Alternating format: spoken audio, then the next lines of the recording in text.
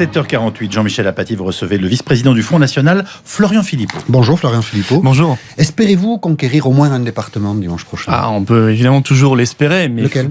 Non, on peut toujours l'espérer, maintenant je ne peux pas vous dire lequel, et surtout ça reste très compliqué. Vous êtes prudent ? On est évidemment prudent, vous savez, tant que tout le monde n'a pas mis son bulletin dans l'urne, on ne peut qu'être prudent en démocratie, mais la marche est haute. Nous avions, je le rappelle, avant ces élections, un élu sur 4000 sortants. Ouais. Donc c'était une élection très compliquée pour nous. Malgré cela, nous avons fait notre meilleur score historique au premier tour, 25,25% des voix, 400 000 voix de plus qu'aux européennes. Et vous avez combien d'élus là ? Déjà 8 élus dans 4 cantons, et on espère en avoir un maximum. Voilà, je ne peux pas vous dire plus que ça, mais je veux dire, ceux qui ont la clé, en réalité, ce sont les abstentionnistes. Par exemple, ceux qui ont voté Marine Le Pen à la présidentielle et qui se disaient dimanche dernier, on n'a pas beaucoup de chances de gagner parce que c'est pas facile pour le Front National dans les départementales. Le mode de scrutin n'est pas évident. Je leur dis si. La preuve, on en a eu au premier tour. Il faut aller voter maintenant dimanche. Puis je pense qu'il y a pas mal d'électeurs aussi de l'UMP qui vont pas apprécier le petit spectacle, l'écart abyssal entre le nini de la vitrine nationale, le nini, oui, puis la réalité de terrain, où on voit quand même dans le Nord, avec Monsieur Le Serre, on voit à Nîmes, avec le sénateur Maire, on voit à Toulon, on voit en Moselle, à Frémin-Merlebac, à Hayange, on voit dans le sud de la Drôme, l'UMP local qui appelle à voter socialiste contre le Front National. C'est très grave. C'est pas que c'est très grave, mais c'est très révélateur. C'est très révélateur parce que je pense que les électeurs de l'UMP à qui on fait croire que sur les plateaux de télé, au Sénat, à l'Assemblée, qu'on s'écharpe entre PS et UMP, alors qu'au moment de choisir, on leur demande de voter socialiste, donc de soutenir François Hollande et Manuel Valls, je pense qu'ils ne vont pas apprécier cette tambouille politicienne et qu'ils vont se tourner vers la seule force d'opposition aujourd'hui, le Front National. Alors, la progression du Front National. La question a été posée à Jean-Christophe Cambadélis, hier premier secrétaire du Parti Socialiste. Le Front National peut-il progresser ? Non, répond-il. Vous verrez, au soir du deuxième tour, que le nombre de conseillers départementaux du Front National sera en dessous de 100, et vous verrez qu'ils ne gagneront ni le Vaucluse, ni l'Aisne, et à partir de là, on verra qu'il y a un plafond de verre pour le Front National. En tout cas pour le Parti Socialiste. Plafond de verre, ça existe le plafond de verre ? Pour le Parti Socialiste, il y a une cave de chardon, si vous voulez, avec ce score.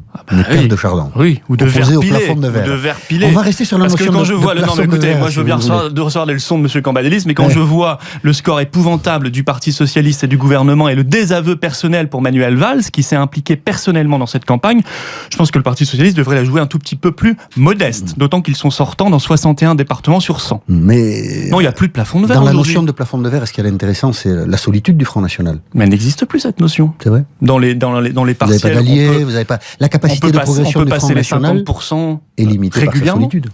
Mais il n'est pas seul, le Front National, il est libre. Comme la France. Nous, ce qu'on veut, c'est la liberté de la France, pas sa solitude, pas son isolement. Il ne faut jamais avoir peur de la liberté, ni pour les partis politiques, ni pour les pays, parce qu'aujourd'hui, je suis très heureux de ne pas être dans la cuisine politicienne comme les autres, entre PS et UMP. Tu me soutiens là, je te soutiens là. T'appelles à voter pour moi là, je me retire là. L'UMP qui se retire de 3 cantons de l'Aisne pour faire voter socialiste. Ça, c'est de la tambouille. Ça, c'est pas de la politique sur des convictions et des idées. Nous, on défend des idées patriotes, des idées nationales. On croit en la France, sa liberté, sa prospérité. Les alliances, c'est vrai que ça fait la différence avec ceux qui sont dans la tambouille politicienne tous les jours de l'année. Les alliances, c'est aussi la démocratie. Avoir des alliés, être capable de se désister pour quelqu'un, ça fait aussi partie du jeu démocratique. Quand il y a un sens politique, c'est pas illégitime. Mais je ne sais pas si ça ne gêne pas certains électeurs de l'UMP de voir une alliance entre ce parti et l'UDI, qui s'est lui-même allié dans une ville à un parti communautariste musulman, qui veut le voile à l'école, le halal généralisé. Qu'en pensent les électeurs de l'UMP de cette alliance ? Je ne suis pas sûr qu'ils soient ravis. Alors, à toutes ces questions, nous sommes d'accord, Florian Philippot, réponse dimanche soir. Exactement. Cela ne vous a pas échappé, le Front National a été très critiqué par ses adversaires pendant cette campagne électorale. Et alors, notamment, beaucoup de vos adversaires ont mis l'accent sur le programme économique. Comment qualifier ce que vous proposez en termes économique pour la France? Peut-être que celui qui l'a le mieux fait ces derniers jours, c'est Nicolas Sarkozy, invité d'RTL mardi matin. Madame Le Pen a une politique économique folle, qui est exactement point pour point celle de Monsieur Mélenchon. Voilà, ça c'est dit. Folle. Et vous ressemblez à Mélenchon. Ah, c'est vrai que ça. Vous ressemblez à Mélenchon, parce que ça, on vous le dit souvent. Vous vous dites quand même quelquefois, tiens, finalement, on dit un peu les mêmes choses. Vous le non, dites, mais ça, j'ai bien compris la com de l'UMP. C'est vrai ou c'est pas vrai? Non, c'est totalement faux. Mais déjà, Monsieur Sarkozy, là aussi, je l'appelle à l'humilité. Quand on a augmenté la dette de 600 milliards pendant son mandat, quand on a fait exploser le chômage, le déficit commercial et la pauvreté, les inégalités, je crois qu'on doit la jouer un tout petit peu modeste. Et M. Sarkozy ferait mieux d'aller voir justement ce qui marche dans le monde. Ce que propose le Front, c'est de redonner des armes à la France dans la mondialisation. La mondialisation, elle existe, elle est sauvage. Mais il faut que la France arrête de se battre avec les mains attachées derrière le dos par rapport à des puissances qui, elles, utilisent leurs frontières. C'est le protectionnisme. Utilisent leur monnaie. Utilisent le patriotisme économique, soutiennent leurs jeunes entrepreneurs. Moi, je suis triste que la France ait loupé une révolution technologique. Or, on a des talents en France. On peut avoir des startups, des jeunes pousses, des créateurs d'entreprises. Encore faut-il qu'on puisse les soutenir et leur donner un environnement favorable. Là, vous parlez comme Emmanuel Macron. Alors, j'ai regardé un peu le Non, parce que Emmanuel Macron, lui, veut comme les autres l'austérité. Il veut comme les autres que la France n'ait plus de monnaie ni frontières. Quand on n'a pas de frontières ni monnaie, on est désarmé dans la mondialisation par rapport à des pays, la grande majorité des pays du monde qui en ont. Concrètement, que propose le Front National? Âge légal de la retraite ramené à 60 ans, retour aux 40 annuités pour une retraite à taux plein, revalorisation des pensions de retraite, augmentation des salaires jusqu'à 1 500 €, baisse de la TIPP sur l'essence, baisse du prix du gaz, de l'électricité, du train. Et quand on lit ça, on se dit c'est le Front National des magiciens, le programme économique. Non, parce que vous ne parlez pas de tout ce qu'il y a à côté.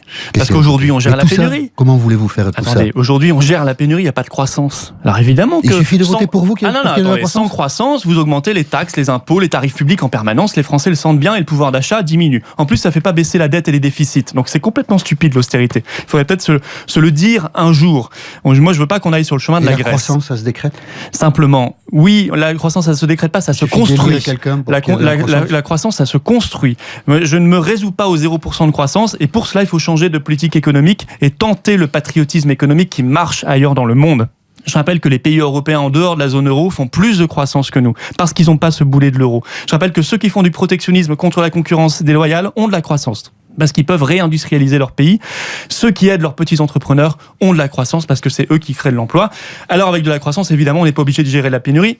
Et en même temps, il y a des économies à faire. Moi, je suis effaré de voir qu'on ne fait pas les économies. Sur la fraude, par exemple, et dans ces départementales, on parle de la fraude au RSA, on ne fait pas les économies sur l'immigration, on ne fait pas les économies sur le coût de l'Union européenne. Là, il y a des dizaines de milliards d'euros qui nous échappent chaque année. Dernière petite question, il y a eu un débat pendant la campagne autour des menus de substitution, quand le menu principal à la cantine a du porc. La ministre de l'Éducation nationale, Najat Vallaud-Belkacem, a dit qu'elle était opposée au menu de substitution. Et comme elle a une double nationalité, qu'elle était favorable au menu de substitution, pardon, et comme elle a une double nationalité franco-marocaine, un conseiller de Marine Le Pen, Éric Dormand, a fait un tweet en disant... Domar. Oui, Domar, c'est ça, voilà. Elle est favorable au menu sans porc, la question de son allégeance se pose. Sous-entendu, est-ce qu'elle est fidèle à la France? C'est un jugement que vous partagez, Florian Philippot? Ce qui m'intéresse, c'est la question de fond. Par principe, vous savez ma question vous intéresse pas? Si, mais par principe, on est contre la double nationalité. Donc, oui, d'accord, mais pas de problème avec ça. Vous pensez qu'elle est loyale, Najat Vallaud-Belkacem, ou qu'elle est déloyale? Moi, je ne vais pas lui faire de procès d'intention. C'est ce que fait Éric Domar. Je ne sais pas. Si, la question de l'allégeance se pose. Donc, oui, mais je vous demande si vous partagez ce jugement. Il a le droit de se poser la question. Et vous, est-ce que vous le partagez? Il ne donne pas de réponse. Vous le partagez, ce jugement? Moi, je ne vais pas lui faire de procès d'intention. Ce que je jugerai, ce seront les actes de la ministre de l'Éducation nationale. Et elle ne me rassure pas. Sur cette question-là, les seuls à défendre la laïcité de manière cohérente et constante, et pas seulement 3 jours avant les élections, comme le fait l'UMP pour enfumer les électeurs, c'est le Front National. Quant à la ministre de l'Éducation nationale, qu'elle défende l'autorité à l'école et qu'elle arrête de vouloir supprimer les notes parce que elle va à l'inverse de ce qu'il faut faire pour l'éducation nationale. Bon, on est très loin de ma question, ce qui prouve qu'il y a plusieurs Fronts nationaux et... Non, mais il a le droit de poser la question. Et Florian Philippot, c'est pas scandaleux de poser la question de la double nationalité et on est contre la double nationalité. Il ne pose pas cette question-là, mais vous l'avez bien compris. Bonne journée. Merci à tous les deux. Entretien à réécouter et à retrouver sur le site rtl.fr.